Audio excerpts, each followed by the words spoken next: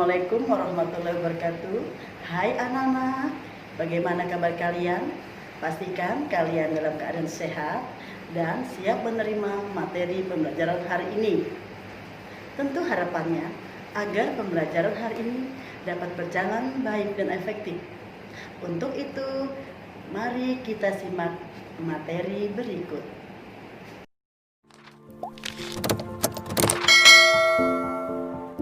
Baik anak-anak, kita bertemu kembali pada pembelajaran tema 3, tokoh dan penemuan. Materi teks eksplanasi. Berikut kompetensi dasar dan tujuan pembelajaran.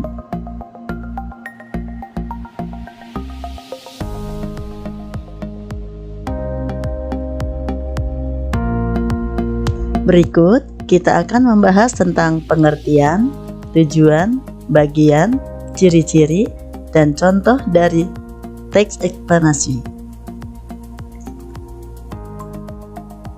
Baik anak-anak, kita mulai dengan belajar tentang pengertian teks eksplanasi. Apa itu teks eksplanasi? Yaitu teks yang berisi informasi tentang suatu hal atau fenomena yang terjadi di masyarakat. Topik permasalahan dapat ditemukan pada kalimat utama dalam suatu paragraf. Selain itu, kita juga dapat membuat simpulan dari sebuah teks eksplanasi. Kita dapat menuliskan simpulan dari sebuah teks eksplanasi dengan membaca keseluruhan isi teks. Teks eksplanasi itu menerangkan tentang sesuatu yang bersifat ilmu pengetahuan alam dan sosial. Contohnya adalah fenomena budaya, fenomena gejala alam, fenomena proses terjadinya sesuatu.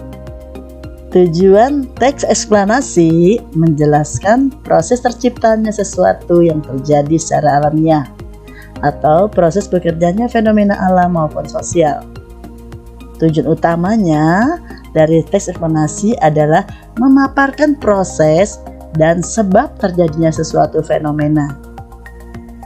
Bagian teks eksplanasi adalah yang pertama, pernyataan umum atau pembukaan, yang kedua, deretan penjelas atau isi, yang ketiga, penutup atau kesimpulan. Baik anak-anak, kita akan memahami apa yang dimaksud dengan pernyataan umum dari teks eksplanasi. Pernyataan umum itu berisi tentang latar belakang dan tinjauan umum topik, dapat berupa definisi, klasifikasi, sejarah, dan asal-usul. Nah, untuk menemukan hal-hal tersebut, kalian dapat menggunakan beberapa kata tanya seperti apa, mengapa, dan bagaimana proses peristiwa alam terjadi. Berikutnya kita akan memahami apa yang dimaksud dengan deretan penjelas dari bagian teks eksplanasi. Deretan penjelas itu berisi perincian proses atau sebab terjadinya suatu fenomena yang mencakup akibat dan dampak yang ditimbulkan oleh suatu peristiwa. Baik, berikutnya kita akan memahami apa yang dimaksud dengan pendapat dari bagian teks eksplanasi. Pendapat itu berisi tentang penjelasan penulis mengenai topik dengan pendapat tertentu yang lebih luas dan menyeluruh, serta menjelaskan hubungan peristiwa yang menyertainya.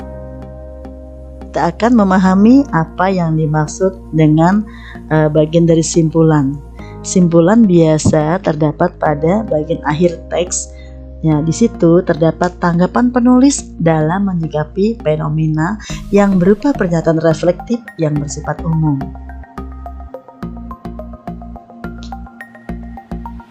Ada beberapa ciri-ciri dari teks eksplanasi. Yang pertama adalah pembahasan dalam teks eksplanasi menggunakan konteks ilmiah melalui pemaparan sejarah, definisi, klasifikasi, dan kebiasaan. Sedangkan ciri berikutnya adalah informasi dapat berupa fakta yang berasal dari peristiwa yang menjelaskan hubungan antar aspek dan antar peristiwa dalam teks. Mari anak-anak kita melihat ciri-ciri atau karakteristik dari teks eksplanasi. Untuk yang pertama, bersifat ilmiah. Artinya berupa sejarah, klasifikasi, atau definisi. Yang kedua, bersifat logis. Artinya bersifat masuk akal. Dan ketiga, bersifat objektif. Artinya dapat berfakta dan pendapat dalam teks eksplanasi. Berikutnya, bukan teks eksposisi. Artinya tidak bertujuan mempengaruhi pembaca. Berikut, bukan teks prosedur. Artinya menjelaskan proses yang alami, tidak disadari, dan melalui jangka waktu yang panjang. Mari kita perhatikan struktur teks eksplanasi berikut.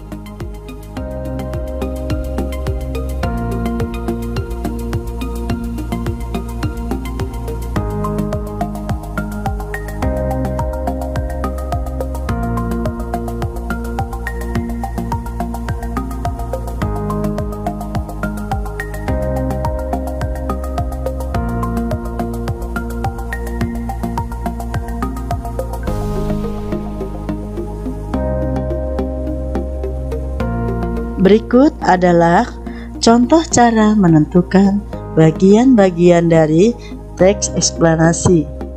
Untuk yang pertama, yaitu apa. Kita gunakan kata tanya apa.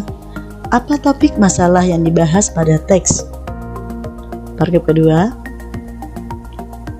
dari penjelas. Mengapa James Watt pergi ke London? Yang ketiga, masih dengan dari penjelas, bagaimana telepon ditemukan? Dan keempat, berupa kesimpulan atau penutup, apa yang dapat disimpulkan dari teks tersebut.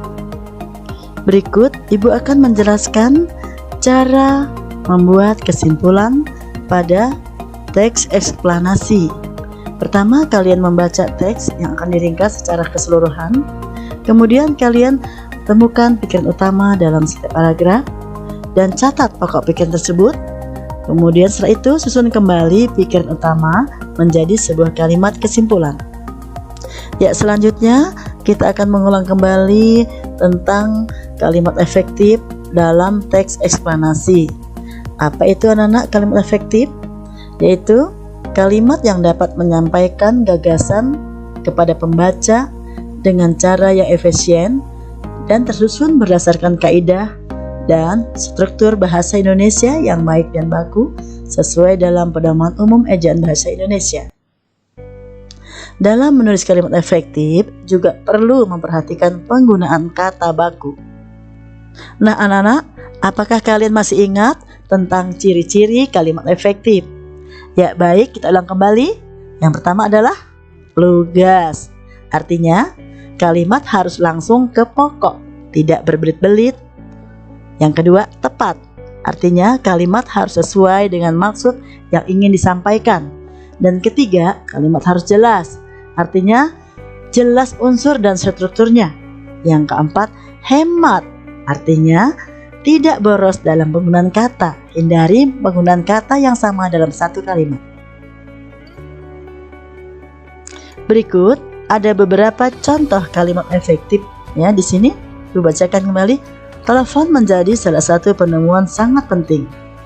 Yang berikutnya, telepon menjadi media utama manusia berkomunikasi jarak jauh.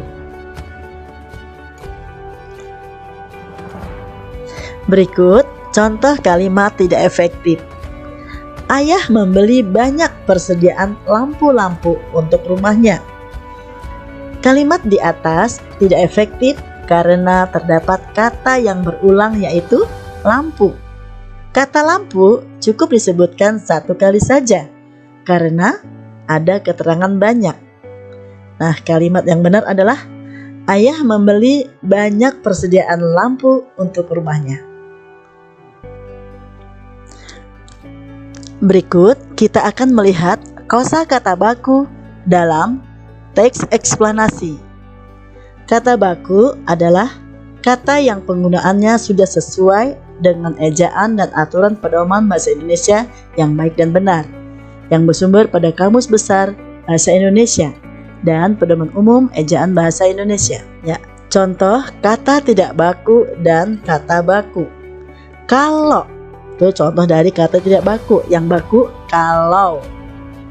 Yang kedua, kata tidak baku lobang. Yang baku adalah lubang. Berikutnya, kata tidak baku adalah zaman. Yang baku adalah zaman. Penggunaan kata baku dalam kalimat efektif sangatlah penting untuk mempermudah penyampaian pada pembaca. Ada beberapa penggunaan kata baku dalam kalimat efektif. Kata baku adalah kata yang telah ditetapkan dalam aturan bahasa Indonesia. Kata baku digunakan dalam kalimat efektif. Kalimat efektif harus lengkap, lugas, jelas, tepat, dan hemat. Kalimat efektif minimal harus memiliki unsur subjek dan predikat.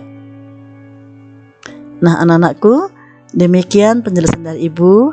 Kita akan melanjutkan untuk mengerjakan soal latihan tema 3. Dan setelah itu kalian lanjutkan mengerjakan buku penunjang atau LKS tema 3. Terima kasih anak-anak. Selamat mengerjakan. Alhamdulillah, pelajaran hari ini sudah selesai. Semoga anak-anak dapat memahami penjelasan dari Ibu. Sampai bertemu di pembelajaran berikutnya. Assalamualaikum warahmatullahi wabarakatuh.